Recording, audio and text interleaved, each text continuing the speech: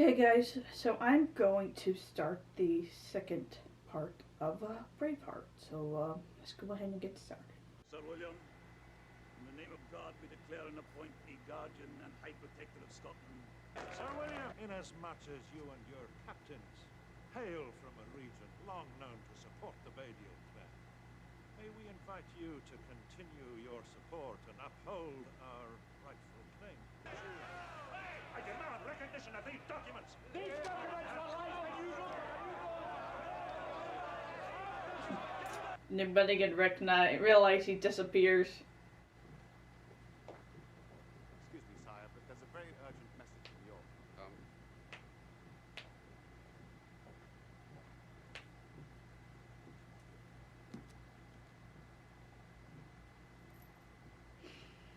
I love how the guy actually delivers the head to him. What advice? He's gonna kick him out the fucking window. Present,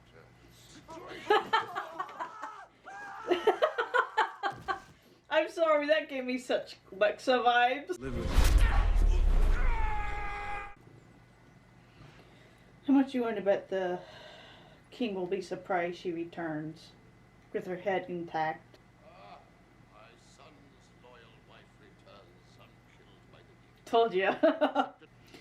You brought back the money, oh. No. I gave it to ease the suffering of the children of this world. I love how she's kind of playing the dumbass. She's gonna make him underestimate, make him underestimate her. I guess she realizes her husband is an idiot, so when he goes, her father-in-law goes, it increases the chance of her, I guess, seizing power.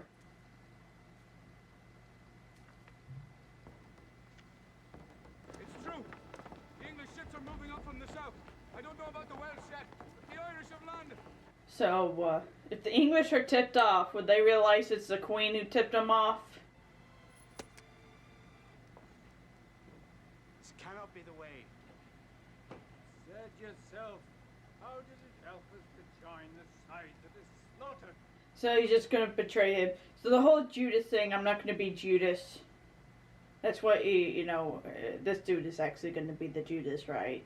So that he becomes King of Scotland under the rule of the English.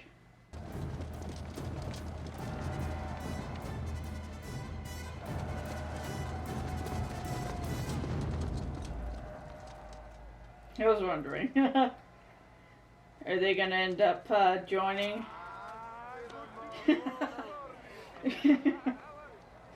This is so funny. Glad to have you with us. Irish.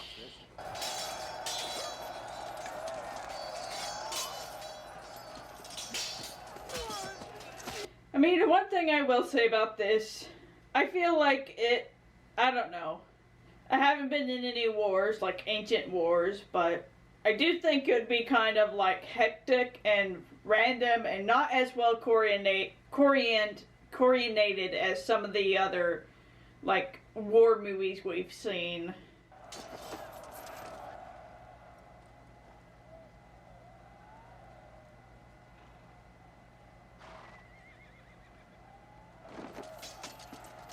Realizing they've turned on him. I beg pardon, sire. Won't we hit our own troops? Well, isn't he the guy from Monty Python? Was it Stephen Fry? I think his name was. We have reserves. Attack. Gotta love how they really don't give a shit about you.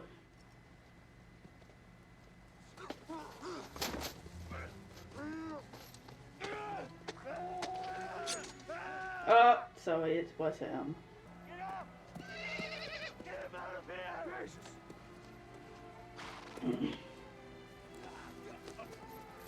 Go!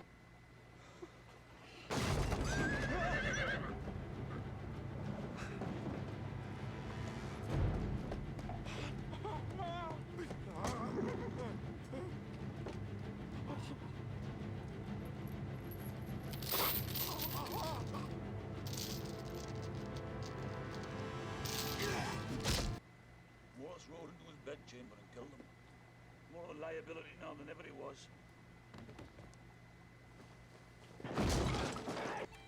William Wallace killed 50 men. 50 African one. 100 men. His own sword. Gotta love how Gossip just exaggerates everything.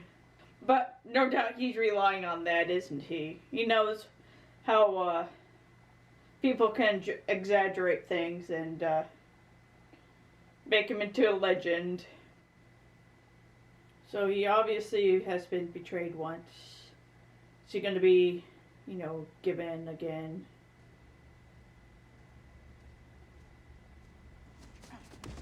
Yep. He knew.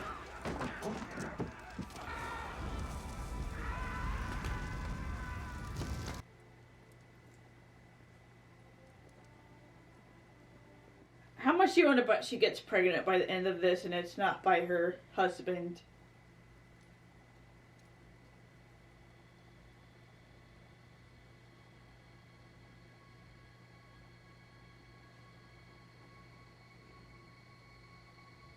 No!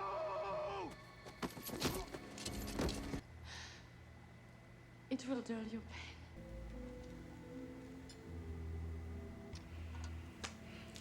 Know this. Your blood dies with you. A child who is not of your line grows in my belly. I was wondering if that was going to happen. Stretch him!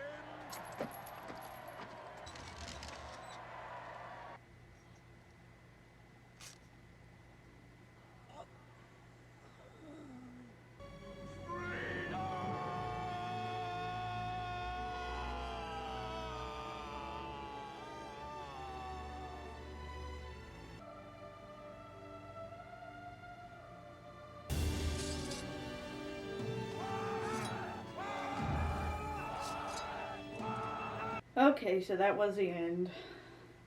Honestly, I expected more like a kind of a, I don't know, epic battle, but I guess, since like doing brains over brawn was emphasized in this movie, it was more like, fighting smart as opposed to these really, big battle scenes where we get the people with the most firepower, I guess, ends up winning. So I guess ultimately, it wasn't, I guess you could say it wasn't what I expected it. Let me see something. I was gonna look up just, some of the history actually behind this, because this is from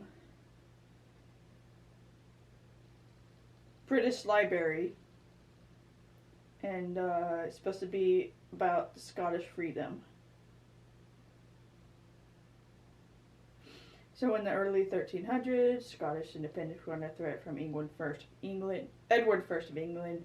Scots fought back against Edward, the most famous rebel being William Wallace. He crushed the English at Stirling in 1297 and was declared Guardian of Scotland. He was severely defeated the following year at Falkirk, and stayed on the run until 1305, where he was captured, hanged, disemboweled, beheaded, and quartered. So far, pretty realistic to the movie. Robert Bruce saw Wallace's death. He was initially sworn allegiance to Edward, but when he supported Wallace's revolt, Edward destroyed Robert's land. He eventually made peace, and Robert became one of the regents of Scotland. However, in 1306, while Edward was planning to control Scotland, Robert was learning how to defeat him. He wanted to collaborate with his nearest rival to the throne, John Commune. But unable to degree, Robert ended up killing Commune during a heated argument. Robert had to act quickly for fear of arrest. On impulse, he had himself crowned King of England. It was a high-risk tactic, knowing what had happened to Wallace in 1320. Robert sent an emissary to Rome bearing a letter from the barons and freeholders and the whole community of the Kingdom of Scotland to Prince John the 22nd, better known as the Declaration of Arbitrus, I don't know, asking the Pope to recognize Scottish sovereignty. Originally in Latin, it was one of the most rousing documents ever written in support of a nation's freedom. It detailed the ancient history of Scottish people and listed the oppressive activities of the English. At its heart is the following defiant, steering, and justly famous section. For as long as but 100 of us remain alive, never will we on any conditions be brought under English rule. It is in truth not for glory, no riches, nor honors that we are fighting, but for freedom. For that alone, which no honest man gives up, but with life itself, the text is shown here in a copy of Declaration. So far, it doesn't really give so this is just from Wikipedia, which, to be honest, I find it more reliable than most sources. So the victory at the Battle of Bannockburn in 1314 proved that Scotland had regained control of their kingdom. In 1320, the world's first documented Declaration of Independence, the document of Arbroath, in support of Pope John II, leading to the legal recognition of Scottish sovereignty by the English crown. So, I'm assuming that's probably the battle that we just saw. I'm assuming that was just a more dramatic version of it, but ultimately they did win the battle, and then them sending the Declaration of Independence to the Pope led to the recognition of Scottish sovereignty by the English crown, because I guess the Pope has more power than the crown, I guess. Anyways, but interesting. So yeah, so that was my reaction to Braveheart. Once again, not as, I guess, epic, just like when it came to huge fight scenes, it was more like slow burn, I guess, than anything. I guess more detail oriented as well, because it's, or historically accurate, because there's a lot, just based on what I just read, pretty much followed the plot of the movie. So that was interesting. But so yeah, that was Braveheart. So yeah, if you did like this video, give it a like, subscribe to get notification for all the videos I'll be doing. You guys have a nice night. Stay safe out there, and talk to you later. Bye.